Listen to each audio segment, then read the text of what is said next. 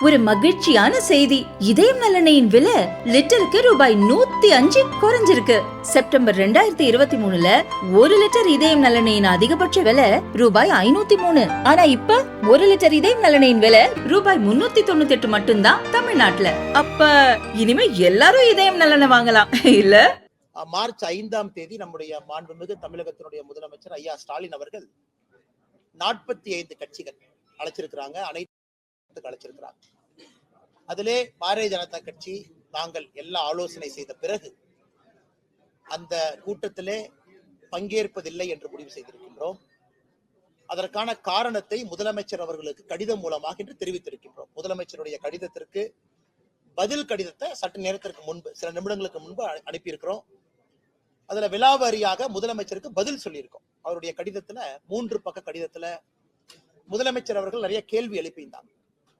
நம்முடைய தொகுதி மறுசீரமைப்பு மட்டுமல்ல, மொழி பிரச்சனையிலிருந்து, தேசிய கல்விக் கொள்கையிலிருந்து நிறைய கேள்விகள் அதுல இருந்துச்சு. அது எல்லாத்துக்கும் தகுந்த பதில் நாங்கள் அளித்திருக்கின்றோம். அளித்துவிட்டு முதலமைச்சருக்கு அதே நேரத்தில் தெரிவிச்சிருக்கிறோம். ஏன்னா எங்கேயும் கூட எந்த ஒரு மாநிலத்திற்கும் யாரும் அநியாயம் செய்வதாக இல்லை. அதுவும் தமிழகத்திற்கு எப்பொழுதுமே பாரத பிரதமர் நரேந்திர மோடி அவர்கள் அநியாயம் பண்ணவே மாட்டாங்க. அப்படி இருக்கும் பொழுது எதற்காக அனைத்து கட்சி கூட்டத்தை கூட்டிருக்கீங்கிற கேள்வியை நாங்கள் எழுப்பி இருக்கிறோம். அந்த கடிதத்தினுடைய நகல் உங்களுக்கு வந்திருக்கும். அதுல பாத்தீங்கன்னா எல்லா விஷயம் சொல்லியிருக்கோம். அதுல முதலமைச்சருக்கு சில கேள்விகள் நாங்க கேட்டிருக்கோம். எந்த ஆதாரத்தின் அடிப்படையில் நீங்க சொல்றீங்க 848 சீட் ஒதுக்குவாங்க, அல்லது தமிழகத்திற்கு 22 சீட்டு கொடுக்கணும், ஆனா 10 சீட் தான் கொடுப்பாங்க, எக்ஸ்ட்ரா 12 சீட்டு கொடுக்க மாட்டாங்க, எந்த ஆதாரத்தின் அடிப்படையில, யார் உங்களுக்கு தகவல் கொடுத்தது?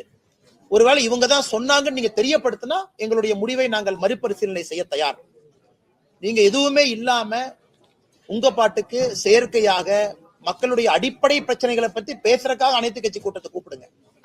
பெண்களுக்கு எதிராக நடக்கக்கூடிய பாலியல் வன்கொடுமைகள், மாணவ செல்வங்களுக்கு எதிராக பள்ளிக்கூடத்தில் நடக்கக்கூடிய பாலியல் வன்கொடுமைகள், இதற்கு எதிராக அனைத்து கட்சி கூட்டத்தை நீங்க வைங்கன்னு நாங்க டிமாண்ட் பண்றோம்.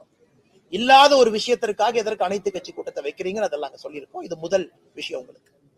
இரண்டாவது, பாரதிய ஜனதா கட்சி வருகின்ற 5ஆம் தேதி, மார்ச் 5ஆம் தேதி தமிழகம் முழுவதுமே 3வது மொழி நம்முடைய மாணவ செல்வங்கள் படிக்க வேண்டும் என்பதை வலியுறுத்தி ஒரு கையெழுத்து இயக்கத்தை ஆரம்பிக்க இருக்கின்றோம். சென்னையில நிகழ்வில் நான் பங்கேற்கின்றேன். தமிழகம் முழுவதும் நம்முடைய டிஸ்ட்ரிக்ட் ஹெட் குவார்டர்ஸ்ல பாரதிய ஜனதா கட்சியினுடைய மூத்த தலைவர்கள் பங்கேற்பார்கள்.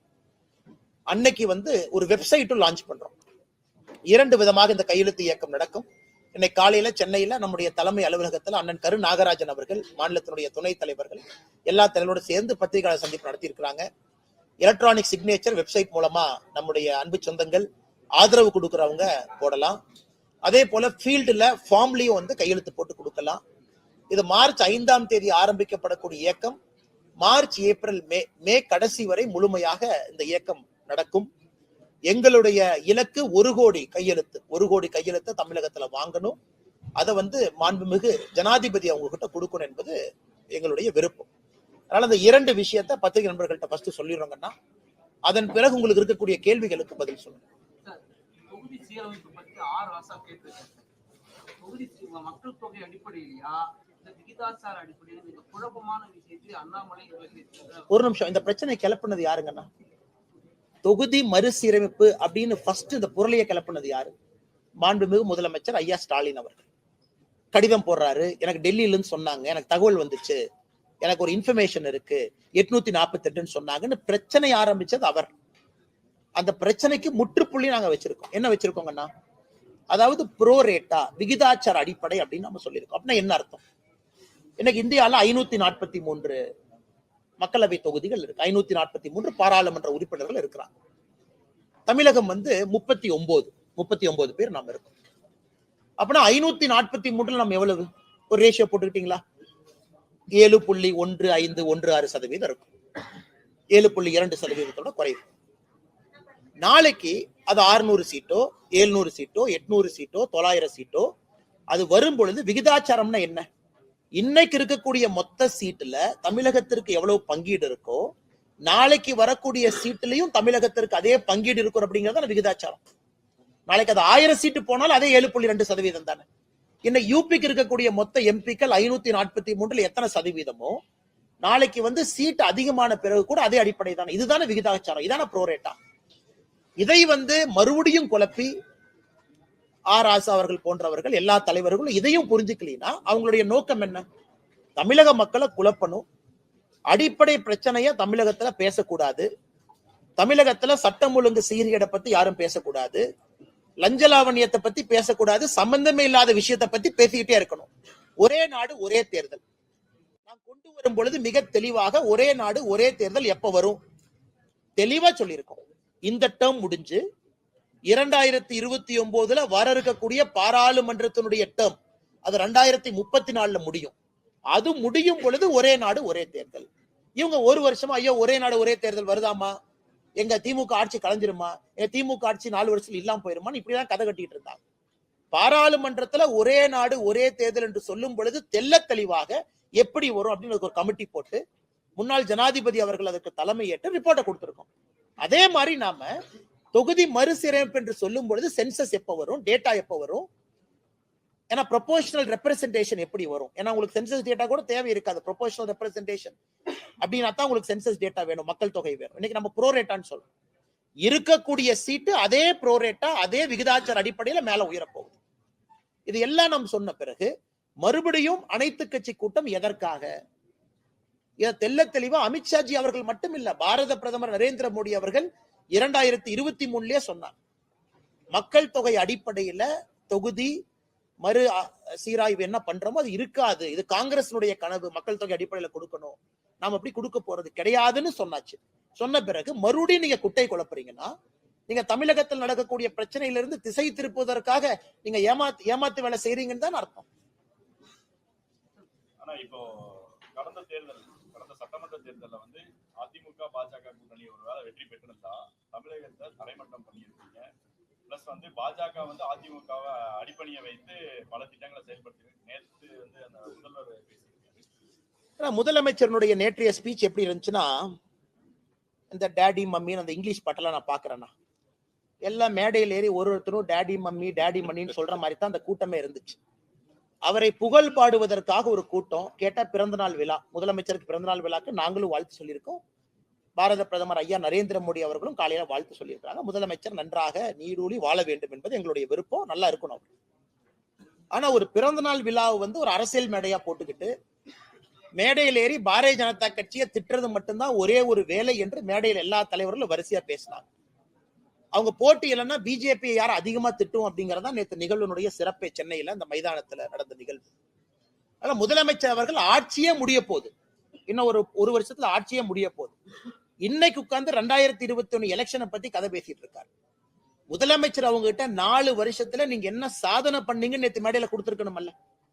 ஐயா முதலமைச்சர் அவர்களுக்கு 72வது பிறந்தநாள் விழா கொண்டாட்டத்தின் பொழுது பாருங்க 4 வருஷம் நாம் வந்த பிறகு தமிழகத்துல பாருங்க சட்டம் ஒழுங்கு இப்படி இருக்கு, பெண்களுக்கு எதிரான வன்கொடுமைகள் 10% குறைஞ்சிருக்கு, இப்படித்தானே பேசுவாங்க. முதலீடுகள் இவ்வளவு கொண்டு வந்திருக்கேன். இதுதான் 4 வருஷம் கழிச்சு நான் பேசி பார்த்திருக்கேன். முதல் முறையா ஒரு முதலமைச்சர் 2021 எலெக்ஷன் இப்படி நடந்திருந்தா அப்படி நடந்திருந்தா அப்படின்னு சொன்னாலே முதலமைச்சர் அவர்களுக்கு ஆட்சி செய்வதற்கு விருப்பம் இல்லை, ஏதாச்சும் ஒரு கட்சியை குறை சொல்ல வேண்டும், அது மட்டும் தன்னுடைய விருப்பமா வச்சிருக்கான். அடுத்து ஐயா வைகோ அவர்களை போன்றவர் நேத்து என்னை கொஞ்ச நேரம் திட்டினாரு. அவருக்கு எவ்வளவு சந்தோஷமா வைகோ ஐயா அவர்களுக்கு என்னை கொஞ்ச நேரம் ஒருத்த செங்கல் எடுத்துருவான்னு வர்றான், அவனை விட மாட்டேன், நான் இருக்கிற வரைக்கும் எப்படி செங்கல் எடுப்பான். அரசியல்ல சில தலைவர்கள் ஏன் ரிட்டையர் ஆகணும் அப்படிங்கிற உதாரணம் ஐயா வைகோ அவர். அந்தந்த வயசு வரும்போது ரிட்டையர் ஆயிரும், ஆகலின்னா அந்த பிரச்சனை வரும். மேடைக்கு போய் என்னை மாதிரி சின்ன பையனை எல்லாம் பிடிச்சு திட்டுறது, முதலமைச்சர் அவர்களுக்கு புகழ் பாடுவதற்காக அந்த மேடையை பயன்படுத்துறது, இது மட்டும்தான் இருந்ததோ தவிர ஆக்கப்பூர்வமாக இந்த பிறந்தநாள் விழால ஒரு தலைவர் ஒரு கருத்து சொன்னாங்க அப்படின்னு நான் பாக்கலீங்க. அப்படித்தான் அண்ணனுடைய கேள்விக்கான பதில் அதானுங்க. அதாவது ஆக்கப்பூர்வமா இல்லாம இன்னும் 2021 எலெக்ஷனை பத்தியே நோன்றாருன்னா அவர் 4 ஆண்டு காலமாக எந்த வேலையும் செய்யலின்னு தான் அர்த்தம். அமைச்சர் கீதா ஜீவன் வந்து தூத்துக்குடியில ஒரு நிகழ்ச்சியில வந்து துணை முதல்வர் அநாகரிகமா பேசுறாங்க. இந்திய அரசியல் வரலாற்றுல அநாகரிகமாக பேசக்கூடிய ஒருவர் இருக்கிறார் அப்படின்னா நம்முடைய துணை முதலமைச்சர் மதிப்புக்குரிய ஐயா உதயநிதி ஸ்டாலின் அவர்கள். நான் அந்த பழைய விஷயத்தெல்லாம் பெண்கள் இருக்கிறாங்க, எங்க சகோதரிகள் இருக்கிறாங்க, நான் பேச ஆரம்பிச்சா தவறா போயிருங்க. அம்மையார் சசிகலா அவங்களை பத்தி என்ன சொன்னாங்க, அண்ணன் எடப்பாடி அவர்களை பத்தி என்ன சொன்னாங்க, ஐயா மோடி அவர்களை பத்தி என்ன சொன்னாங்க? மோடி அவர்களை 29 பைசா மோடி, எத்தனை விஷயம் சொல்லிக்கிட்டே போலாம். இன்னைக்கு நான் முடிவு செய்து விட்டேன், அவர்களுக்கு அவர்கள் பாஷையில பேசினா தான் புரியுதுங்கண்ணா, இல்லாட்டி புரியறது இல்லை. இந்த காதுல வாங்கி இந்த காதுல விட்டுறாங்க. அப்ப இல்லாட்டி நீங்க போய் பிரஸ்ல போய் கேட்டா அண்ணாமலையா யாருன்னே தெரியாது பாரு, அல்லது பிரஸ்காரங்க மைக் நிட்டுனா அதெல்லாம் தெரியாது, இவரை பத்தி கேட்டா சினிமா நான் பாக்குறது இல்லையும் பாரு. இதுதான் அவருடைய பதில். இது அநாகரிகமான பதில். இப்படித்தான் தொடர்ந்து நடந்து கொண்டிருக்கிறது. இன்னைக்கு அவர்களுடைய பாஷையில நான் பேச ஆரம்பித்திருக்கேன். வேற வழி இல்லை, மக்களுக்கு தெரியணும் எவ்வளவு அநாகரிகமாக அதிகாரத்தை கையில் வைத்துக் கொண்டு நடந்து கொள்கின்றார்கள் என்று. அதனால் கீதா ஜீவன் அவர்களுக்கு ஏற்கனவே அங்கே பாரதிய ஜனதா கட்சிக்கும் அக்கா கீதா ஜீவன் அவர்களுக்கும் பெரிய பிரச்சனையாய் அவர்கள் இன்னைக்கு சத்துணவு கூடத்துல அழுகன முட்டையை போடுற கீதா ஜீவன் அவர்கள் அரசியல் நாகரிகத்தை பத்தி எனக்கு பேசுறதா வியப்புக்குரியதா இருக்கு. அதுக்கு என்னைய பத்தி அவங்க சிந்திக்கிற நேரத்துல கீதா ஜீவன் அவர்கள் ஒரு அரசு பள்ளியில போய் சத்துணவுல குழந்தைகளுக்கு நல்ல முட்டை கிடைக்குதான் அந்த நேரத்தை செலவிட்டாங்கன்னா குழந்தை செல்வங்களுக்கு நல்ல ஒரு மதிய உணவு கிடைக்கும்.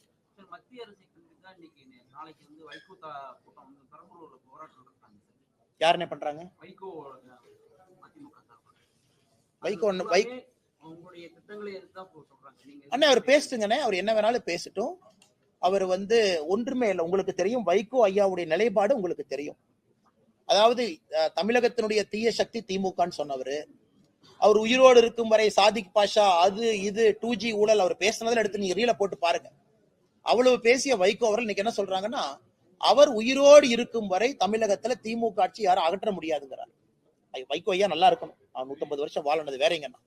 அதனால ஏற்கனவே சொல்லி இருக்கின்றோம், வைகோ ஐயா கண் முன்னாடி 2026 திமுகவினுடைய ஆட்சி இல்லாம போகாது. வைகோ ஐயாவும் பார்க்கத்தான் போறாங்க. ஏன்னா இவ்வளவு பெரிய ஒரு தலைவர், தனிப்பெரும் தலைவர் வைகோ ஐயா அவர்கள் திமுக கட்சிக்கும் முதலமைச்சர் அவர்களுக்கும் புகழை பாடக்கூடிய கோர்ட்டுல ஒரு குமாஸ்தாவாக மாறி இருப்பது ஒரு வேதனைக்குரிய வருந்தத்தக்க ஒரு விஷயம்.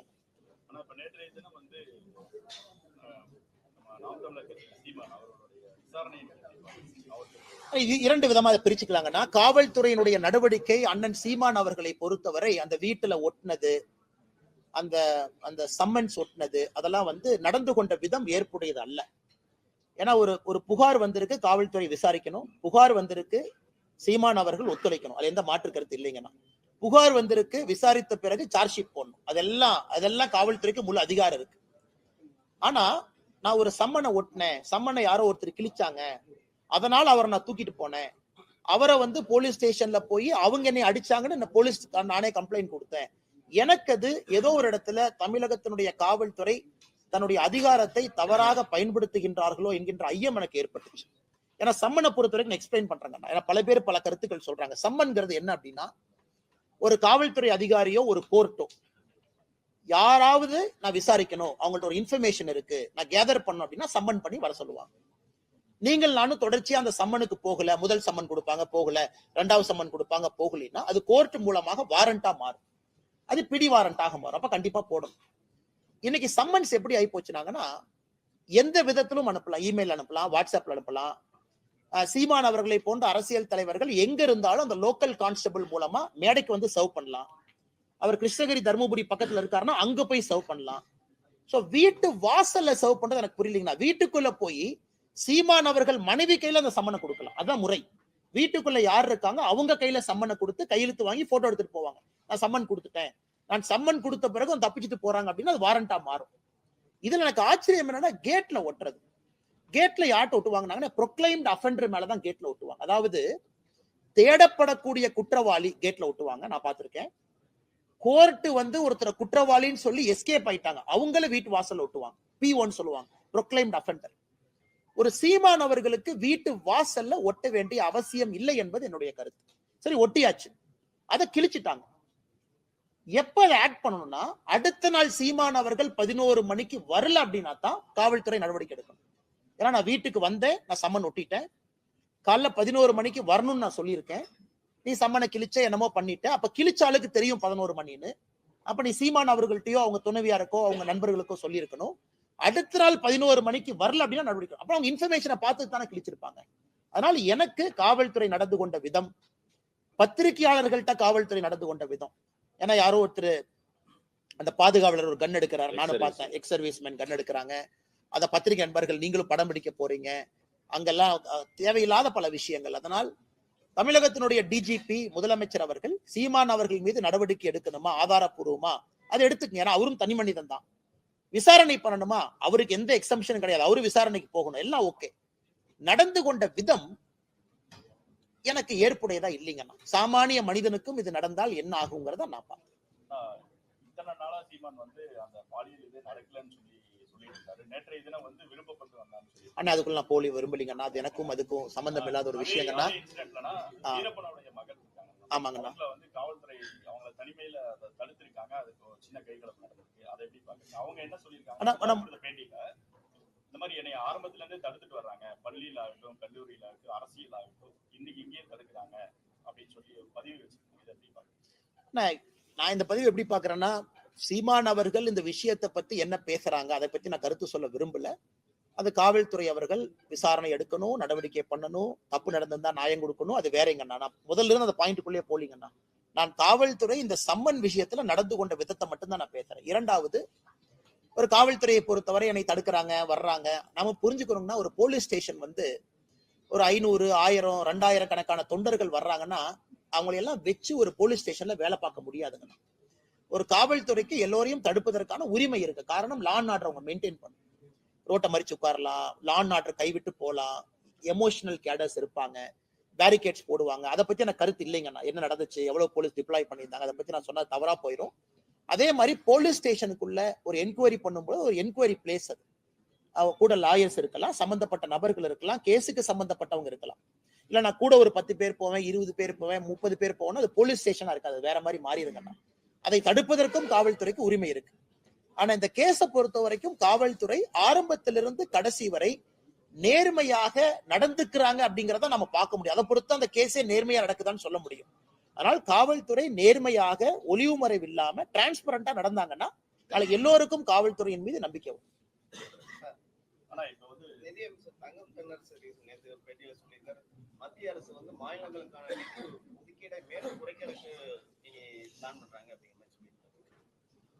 தங்கம் தென்னரசு ஐயா டெல்லி போகும்போது அதை பத்தி எதுவுமே பேச மாட்டாருன்னா. ஜிஎஸ்டி கவுன்சில் அதை பத்தி எதுவுமே பேச மாட்டாரு. நம்முடைய நிதியமைச்சர் அம்மா நிர்மலா சீதாராமன் அவங்களை சந்திக்கும் போது எதுவுமே பேச மாட்டாரு. ஆனா சென்னைக்குள்ள வந்து பத்திரிகையாளரை சந்திச்சு அதை பேசுவார். அப்படி குறைக்கிறதுக்கு முயற்சி எடுக்கிறோம்னா எதுல குறைக்கிறதுக்கு முயற்சி எடுக்கிறோம்னா, இன்று நம்முடைய கடிதம் முதலமைச்சருக்கு எழுதிய கடிதத்துல குறிப்பிட்டிருக்கோம். ஐயா 10 ஆண்டு காலம் யூபிஏ காலகட்டத்துல, 10 ஆண்டு காலம் என்டிஏ காலகட்டத்துல தமிழகத்திற்கு கொடுக்க வேண்டிய நிதி 5 மடங்கு அதிகமா வந்திருக்கு. டெவல்யூஷன் கிராண்ட் ஹெட்ல மட்டும் 5 டைம்ஸ் மோர் கொடுத்திருக்கோம். அப்படி இருக்கும் பொழுது எந்த ஆதாரத்தின் அடிப்படையில தமிழகத்திற்கு நிதி கம்மியா வருதுன்னு சொல்றீங்கிற நம்ம கோடிட்டு காட்டியிருக்கோம்னா எல்லாமே.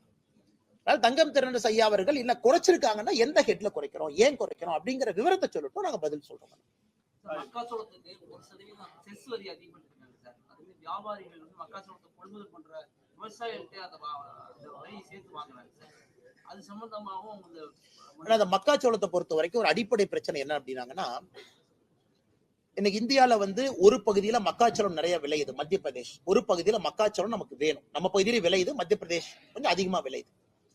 மக்காச்சோளம்ங்கிறது நம்ம குறிப்பா நம்முடைய கால்நடைகளுக்கு அதிகமா நம்ம பயன்படுத்துறோம். ஆடு, கோழி, தீவனங்கள் எல்லாமே மக்காச்சோளம் பேஸா வச்சு. இன்னைக்கு பிரச்சனை என்னன்னாங்கன்னா, சவுத் அமெரிக்கால இருந்து வரக்கூடிய மக்காச்சோளத்தினுடைய விலை இந்தியாவிலிருந்து வரக்கூடிய மக்காச்சோளத்தினுடைய விலையை விட குறைவா இருக்கு. சவுத் அமெரிக்கால இருந்து நீங்க மக்காச்சோளத்தை வாங்குறீங்கன்னா கப்பல் மூலமா, அது போர்ட்டுக்கு வரும்போது அதே மக்காச்சோளத்தை நீங்க எம்பியில இருந்து தமிழ்நாட்டுக்கு கொண்டு வந்தீங்கன்னா சவுத் அமெரிக்கால இருந்து வர மக்காச்சோளம் இதை விட குறைவா இருக்கு. சோ நிறைய நம்முடைய நண்பர்கள் நாமக்கல்ல சார்ந்தவங்க, கோழி பண்ணை வச்சிருக்கிறவங்க, தீவனம் வச்சிருக்கிறவங்க எல்லாம் என்ன சொல்றாங்கன்னா, எங்களுக்கு வட அமெரிக்காவில இருந்து வரக்கூடிய மக்காச்சோளத்தை அனுமதி கொடுங்க அப்படின்னு. சோ நாம ஒரு வரி போட்டிருக்கோம். ஏன்னா வந்து ஒரு மத்த நாட்டினுடைய மக்காச்சோளம் மொத்தமா நம்ம நாட்டை வந்து ஃபிளட் பண்ணும் பொழுது நம்ம விவசாயிகளுக்கு பிரச்சனை வரும். ஏன்னா அவங்க டம்ப் பண்றாங்க. ஒரு வட அமெரிக்காவுடைய மக்காச்சோளம் பாத்தீங்கன்னா நாட்டுக்குள்ள டம்ப் பண்றாங்க. சோ அதனால இந்த மார்க்கெட் மெக்கானிக்ஸ்ல தொடர்ந்து நாம அந்த வரி வச்சுதான் பேலன்ஸ் பண்றோம். அதே நேரத்துல இவர்களுக்கான முட்டுவலியும் அதிகமாக கூடாது, குறிப்பா வந்து தீவனங்களுக்கான முட்டுவலியும்.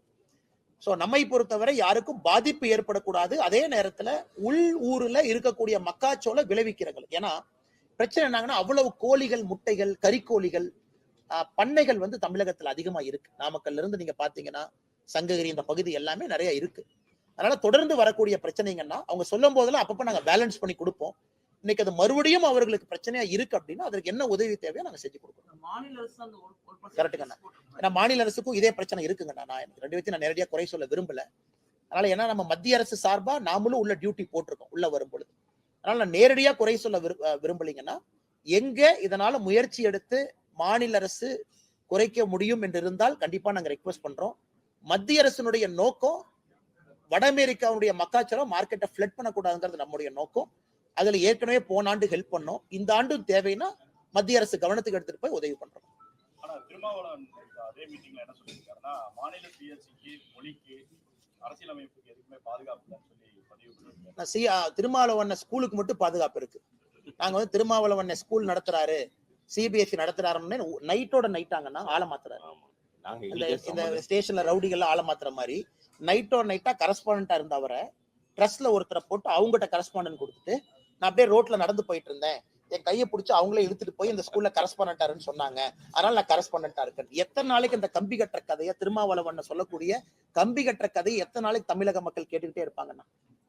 இவர் வந்து மொழிக் கொள்கைக்கு ஆதரவு அப்படின்னு சொன்னாங்கன்னா எதுக்கு இவரு சிபிஎஸ்இ ஸ்கூல் நடத்துறாரு? அப்புறம் அடுத்தது சொல்றாரு சிபிஎஸ்இ ஸ்கூலே ஆரம்பிக்கல, சும்மாதான் என் பேரை போட்டாங்க. பத்திரிகை நண்பர்கள் காட்டுறீங்கன்னு போட்டோ பாருங்கன்னு, நீங்களே போய் ரிப்பன் எல்லாம் கட் பண்ணி குழந்தைங்களா இருக்காங்க. இல்லப்பா அது 10 குழந்தைங்க தான் இருந்தாங்க, ஃபுல்லா ஸ்கூல் ஆரம்பிக்கல. இந்த மாதிரி தொடர்ந்து பொய்யை மட்டும் பேசக்கூடிய திருமாவளவன் அண்ணனுக்கு என்ன பதில் நான் சொல்றதுங்க? எனக்கு திருமாவளவன் அண்ணன் அவர்கள் நன்றாக புரிந்து கொள்ள வேண்டும். இன்னைக்கு அவர் ஒரே ஒரு மனசாட்சிப்படி ஒரு பதில் சொல்லட்டுங்க. தமிழகத்துல கடந்த 10 ஆண்டு காலமாக தாய்மொழி தமிழ் மொழிக்கு உலக அளவுல மோடி அவர்கள் அங்கீகாரம் தேடி கொடுக்கலையா அப்படிங்கறதுக்கு பதில் அவர் சொல்லட்டும். அவர் சொல்லட்டும். பாராளுமன்றத்துல எங்கேயாச்சும் நாம தமிழ் மொழிக்கு அவமரியாதை செய்திருக்கின்றோமா? சொல்லட்டும். கலாச்சாரத்துக்கு அவமரியாதை செய்திருக்கின்றோமா? சொல்லட்டும். எதுவுமே இல்லாம அரசியல் காரணத்திற்காக அண்ணன் பேசலன்னா எப்படி பதில் சொல்றதுங்க?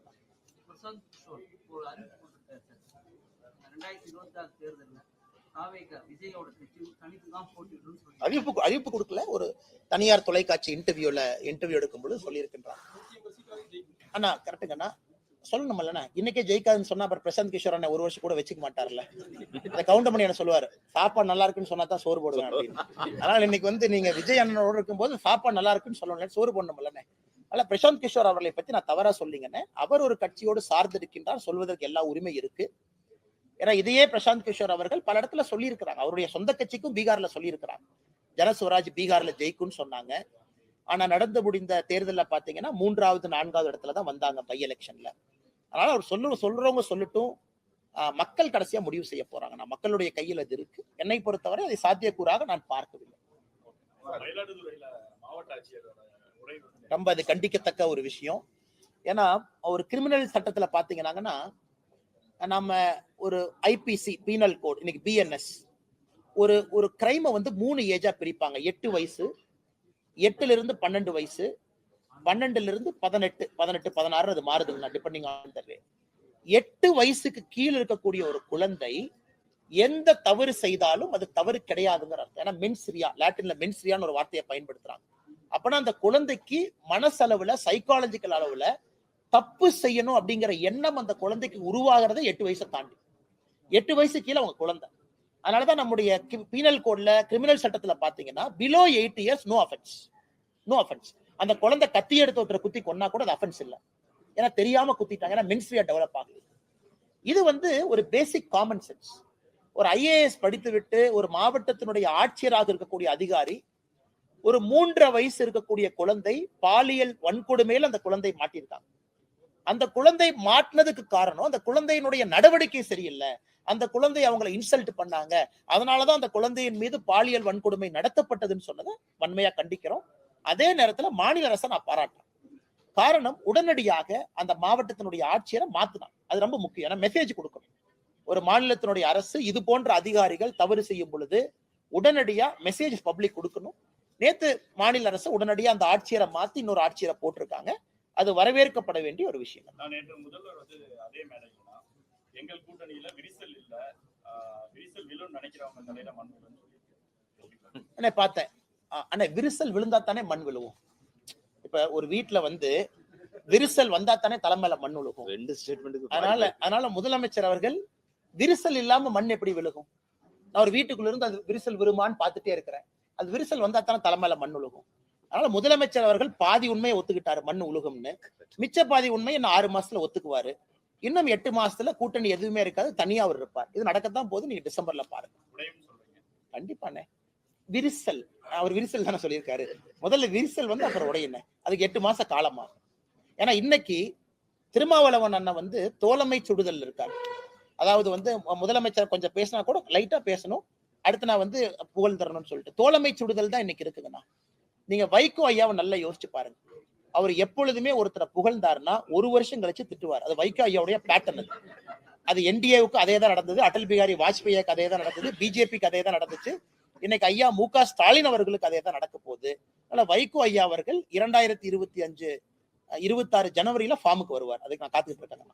ஆனா இப்ப தர்மபுரி மாவட்ட பொறுப்பாளர் திமுக ஐஏஎஸ் ஐபிஎஸ் அதிகாரிகள் வந்து ஆனா இந்த திமுகவை பொறுத்த வரைக்குங்கன்னா, இந்த மாவட்ட செயலாளர் பதவி வந்தோன்னா உங்களுக்கு என்ன ஆகி போயிருதுன்னா, அந்த மாவட்டத்தினுடைய குறுநில மன்னன் அவங்களே பட்டம் சூட்டிக்கிறாங்க. திமுக மாவட்ட செயலாளர் நான் தான் குறுநில மன்னன். இந்த மாதிரி மாவட்டத்தினுடைய ஆட்சியர் எஸ்பி எவனா இருந்தா எனக்கு என்ன, எங்கிட்ட வந்து பேசிட்டு போங்க யான். இதெல்லாம் ஆணவத்தினுடைய ஒரு அதிகாரத்தினுடைய ஒரு வெளிப்பாடுங்கண்ணா. அந்த ஆணவத்தினுடைய வெளிப்பாடு தான் அந்த தர்மபுரியில திமுகவுடைய மாவட்ட செயலாளர் பேசிய பேச்சு கட்சி மீட்டிங்ல. திமுக அழிய ஆரம்பித்து விட்டது, மக்களே அவங்களை வெளியே அனுப்பிடுவாங்க அப்படிங்கறதுக்கு சான்று தான் இது. வருகின்ற காலத்துல அவங்களுக்கு தெரியும், ஆணவத்தை எப்பொழுதும் ஜனநாயகத்துல மக்கள் ஏற்றுக்கொள்ள மாட்டார்கள்.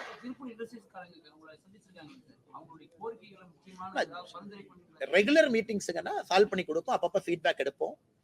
நிறைய இஷ்யூஸ் இருக்குங்கன்னா, மைக்ரண்ட் லேபரர்ஸ் ப்ராப்ளம் இருக்கு, அவர்களுக்கு தேவையான ஹவுசிங் ஃபெசிலிட்டி பிரச்சனை, இம்போர்ட் டியூட்டி காட்டன் 11% இருக்கு, எல்டிசி கண்ட்ரி 5.5%, நிறைய இஷ்யூஸ் இருக்குங்கன்னா தொடர்ந்து செஞ்சுக்கிட்டு இருக்கோம்.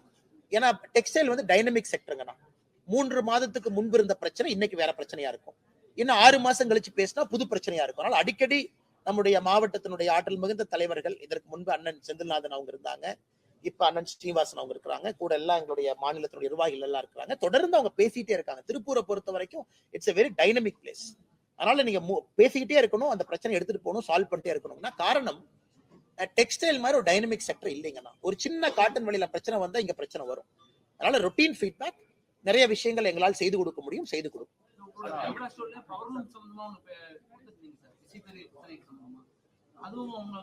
ஆமாங்கண்ணா, அதுவும் இன்னைக்கு பேசணும், என்னென்ன முயற்சி எடுத்திருக்கோம் நம்ம சொன்னோம்.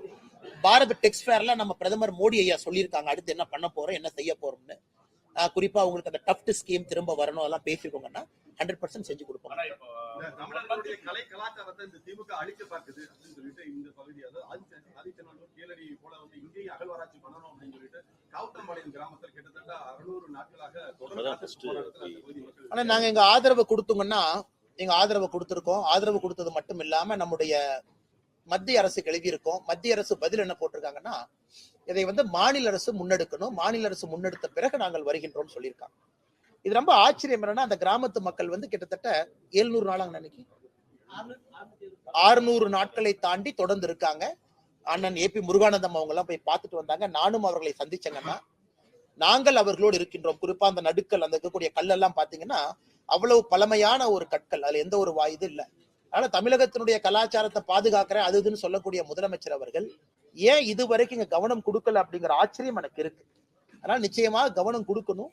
ஒரு மக்களை 600 நாட்களுக்கு முன்பு ஒரு அரசு உதாசீனப்படுத்துறாங்கன்னா, அந்த அரசுக்கு உண்மையாலும் மக்களின் மீது ஒரு மரியாதை இருக்கா அப்படிங்கிற கேள்விதான் நமக்கு எழுதுங்க. ஆனா நேற்றைய தினம் சீமானுடைய விசாரணை நேரம் காலதாமதத்துக்கு வந்து காவல்துறையினர் சீமான் சொல்லியிருக்காரு. குறிப்பா வந்து முதல்வர் பேசி முடிச்சதுக்கு அப்புறம் தான் வெளியில அந்த ஹோட்டல்ல இருந்தே கிளம்ப சூழ்நிலை இருந்துச்சு அப்படின்னு சொல்றாரு சீமான். ஆனா நான் தெரியலங்கண்ணே, நான் நேற்று 10 மணிக்கு படுத்து தூங்கிட்டேங்கண்ணே. ஏன்னா காலையில் நேரமே நான் கோயம்புத்தூர் வரணும் நிகழ்ச்சிக்குன்னு சொல்லிட்டு, எனக்கு இரவு என்ன நடந்தது, யார் எத்தனை மணிக்கு பேசினாங்கலாம் எனக்கு தெரியாதுங்கண்ணா. ஏன்னா லேட்டா தான் நடந்திருக்கும், அதனால எனக்கு சத்தியமா தெரியலங்கண்ணா. திருப்பூர் மாநகராட்சி மேயர் அவரு உங்களை பத்தி ஒரு பிரஸ் மீட்ல பேசுறப்ப என்ன சொல்லிட்டாரு, இந்த மாதிரி கொங்கு மண்டலத்தை சேர்ந்தவர், அவர் வந்து இப்படி ஒரு அரைவேக்காடு அப்படின்ற ஒரு வார்த்தையை பயன்படுத்தி அது மாதிரி பேசுறாருன்னு சொல்லியிருக்காங்க. வரத்தானே செய்யும். ஏன்னா அவங்களுடைய நெஞ்சில சுமக்கிற தலைவரை பத்தி நம்ம தப்பா பேசுறோம் அப்படிங்கிற கோவம் வரத்தாங்கன்னு செய்யும். அதான் இவங்களே என்னன்னாங்கன்னா அடிமைகள், அவங்கெல்லாம் அடிமைகள். இவங்கெல்லாம் எப்படிப்பட்ட அடிமைகள்னா, எந்த வித ஒரு தலைவனுக்கு ஒரு தகுதி இருக்கணுங்கண்ணா. there should be a basic character. மண்ணில இருந்து வந்திருக்கணும், மண் சார்ந்து வந்திருக்கணும், மக்களுக்கு ஏதாச்சும் பண்ணிருக்கணும். அவர்களை எல்லாம் தலைவர்களா ஏத்துக்கிட்டு சுத்துற கட்சி இந்த திமுக. உதயநிதி ஸ்டாலின், இன்பநிதி அவர்கள். உங்க திருப்பூர் மேயர்லாம் போய் இன்பநிதி ஸ்டாலினுக்கு சேவை பண்ணுங்கன்னா போய் சேவை பண்ணுவார். அந்த மாதிரி ஆட்கள். அதனால இவங்க சொல்ற கருத்துக்கெல்லாம் பதில் சொல்லி என்னுடைய தரத்தை நான் தாழ்த்திக்க விரும்பலீங்கன்னா, நான் உதயநிதி ஸ்டாலின் அவர்கள் ஒரு தலைவராகவே மதிக்கல. ஆனஸ்டா சொல்லணும். அதை விட எத்தனையோ பஞ்சாயத்து தலைவர்களை நான் பெருசா மதிக்கிறேன். ஏன்னா அவங்க எல்லாம் மண்ணில இருந்து வேலை செஞ்சு வர்றாங்க. இவங்க எல்லாம் சும்மா ஸ்டாலின், கருணாநிதி அப்படிங்கிற ஒரு சர்நேமை வச்சுக்கிட்டு ஆட்சியில சுத்திக்கிட்டு இருக்கிறாங்க. அவர்களுக்கு இவர்கள் வரிந்து கட்டி கொண்டிருக்கின்றார்கள். அதனால இந்த மேயர் சொல்றதுனால நாங்க என்ன தாழ்ந்து போயிருவோமா? அதனால திமுகவை பொறுத்தவரை எங்க தூத்துக்குடியில் யாரோ சொன்னாங்களாமா, அங்கிருந்து ஆள் விட்டு என்னை அடிப்பாராமா, அனுப்புன்னு. இதுதான் ஒரு வராஜக வன்முறை, ஒரு ரவுடி கட்சிக்கு திமுக உதாரணம்னா பேச்சுல செயல்ல தொடர்ந்து நடந்துகிட்டு இருக்கிறாங்க. நானும் பார்த்துக்கிட்டு தான் இருக்கிறேன். அது அப்பா இல்லைன்னா அப்பத்தா. ஏன்னா அது கரெக்டா பாருங்கன்னா அது அப்பான்னு வராது. நீங்க கரெக்டா அது போட்டீங்கன்னா அது அப்பத்தான் வரும். அப்பத்தானா என்னன்னு தமிழ்நாடு தெரியும். ஏன்னா நம்ம ஊர்லதான் அப்பத்தாங்க. அந்த அது வரக்கூடாதுங்கிறதுக்காக பாதி தமிழ் பாதி ஆங்கிலத்துல போட்டு அது அப்பா ஆப்னு மாத்திருக்காங்க. அதுலயே எவ்வளவு பெரிய ஃப்ராடு பண்றாங்கன்னு பாருங்க. அது ஆக்சுவலா அது அப்பத்தான் ஆப். அதை வச்சு இவங்க பண்றதே வந்து பண வசூல். எனக்கு எல்லா இடத்துலயும் நம்முடைய ஸ்கூல் நடத்துறவங்க என்ன சொல்றாங்கன்னா, ஐயா அந்த வேட்டை பண வசூல் பண்றதுக்கு இந்த மாதிரி ஆரம்பிச்சிருக்கிறாங்க. முதல்ல வந்து 2021 முன்பு சிபிஎஸ்இ பள்ளிகளுக்கு 3 ஆண்டுகளுக்கு ஒரு முறை தான் ரெனியூவல் இருந்துச்சு. இவங்க வந்த பிறகு வருஷத்துக்கு ஒருக்கா. அதனாலதான் மத்திய அரசு இன்னைக்கு பர்மிஷனே தூக்கிட்டோம். நாங்க ஏன் தூக்கணுங்கன்னா போன வாரம் பர்மிஷனே தூக்கியாச்சு.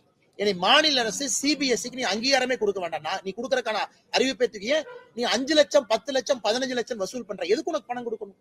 அது ஒன்றுங்கண்ணா. இரண்டாவது, இன்னைக்கு அங்கீகாரத்தை தூக்குனதுக்கு அப்புறம் இந்த கூட்டத்தை போடுறாங்க. அப்பான்னு போட்டு ஸ்கூல்ல பேரண்ட் டீச்சர் எல்லாம் கொண்டு வந்து அவங்கள வச்சு ஒரு பண வசூல் பண்றாங்க. இவங்க வேலையை வந்து ஏதாவது பண்ணி கல்லூரியில பள்ளிக்கூடத்துல பண வசூல் பண்ணலாங்கிறத அவங்க நோக்கம். நான் ஏற்கனவே சொல்லிக் கொண்டிருக்கின்றேன், இந்த மும்மொழி கொள்கையினுடைய பிரச்சனையே தனியார் பள்ளிகளுக்கு ஒரு நியாயம், அரசு பள்ளிகளுக்கு ஒரு நியாயம்ங்கிறனாலதான் நாங்க போராடுறோம். அதுக்கு வந்து இந்த அப்பா, இந்த அப்பத்தா, இதெல்லாம் ஒரு காரணங்க. முடிச்சுக்கலாமா? சுகாதாரத்துறை அமைச்சர் மா சுப்பிரமணியன் கொடுத்த பேட்டியில சொல்லியிருக்காருன்னா, பள்ளி கல்லூரிகள் முன்னாடி இருக்கக்கூடிய ஏராளமான கடைகளுக்கு நாங்கள் சீல் வச்சிருக்கோம். மா சுப்பிரமணியனுக்கு ஒரே கேள்வி, யார் அந்த சார் சீல் வச்சதுன்னு கேக்குறேன். எல்லாம் நாடகங்கண்ணா. எங்கூட மாசு ஒன்ன வரட்டும், இங்க திருப்பூர்ல என் கூட வாங்கினா உங்களுக்கு தெரியும். நான் சும்மா உங்களுக்கு விரும்பல.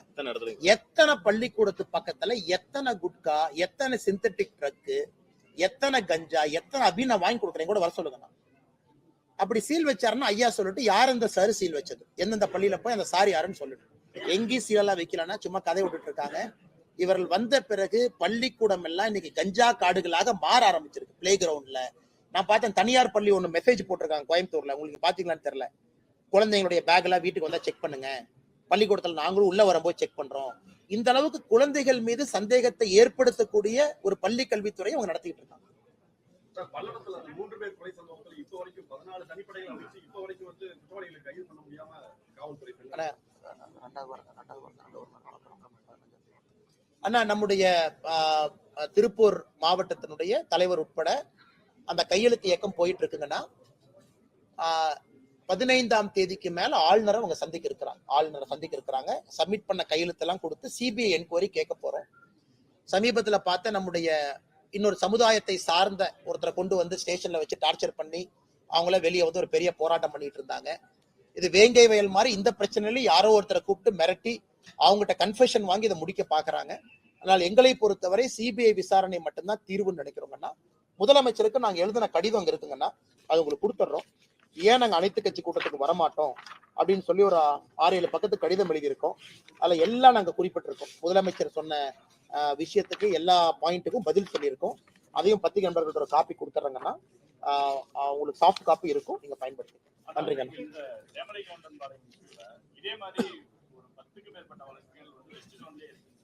உண்மைதாங்கண்ணா. குறிப்பா வெஸ்ட் ஜோன்ல எனக்கு தெரிஞ்சு நான் ஒரு ஸ்பாட்டுக்கு போனாங்கன்னா, நாமக்கல் பக்கத்துல இதே மாதிரி ஒரு இடத்துல 2 பேர் வீட்டுல அடிச்சு கொன்னாங்க. அப்புறம் தோட்டத்துல நள்ளிரவுல 1, 2, 3 பேர் கொலைகள் நிறைய இருக்கு. எனக்கு தெரிஞ்சு 10 வழக்குகள் என்பதே குறைவு. அதனாலதான் நாங்க ஸ்ட்ராங்கா அதுக்கு போராட்டம் பண்ணது, ஸ்பாட்டுக்கு போனது. ஏன்னா இது காப்பி கேட்ட மாதிரி நடக்குது. 3 மாதத்துக்கு ஒரு முறை வெஸ்ட் ஜோன்ல குறிப்பா தோட்டத்து வீட்டுல இரவுல தனியா இருக்கிறவங்களை பார்த்து ஒரு கேங் டார்கெட் பண்ணிருக்காங்க. தொடர்ந்து இது நடக்குது. ஆனால் நீங்கள் சொல்வது உண்மைதான். இதை காவல்துறை கம்பீரமா எடுத்து இதற்கான தீர்வு கொடுக்கணும்.